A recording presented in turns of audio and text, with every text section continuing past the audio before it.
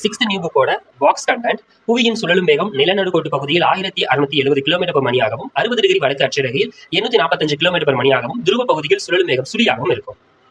நிலவை பற்றி ஆராய்வதற்கான இந்தியாவால் அனுப்பப்பட்ட முதல் விண்கலம் சந்திராயன் 1 ஆகும். இது 2008ஆம் ஆண்டு விண்ணில் செலுத்தப்பட்டது.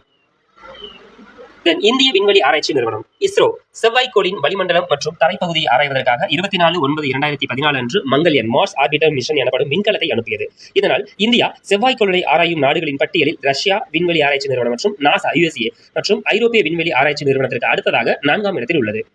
சூரியனுக்கும் பூமிக்கும் இடையே உள்ள தொலைவு 150 மில்லியன் கிலோமீட்டர் ஆகும். மணிக்கு 800 கிலோமீட்டர் வேகத்தில் செல்லும் வானூர்தி சூரியனை சென்றடைய 21 வருடங்கள் ஆகும்.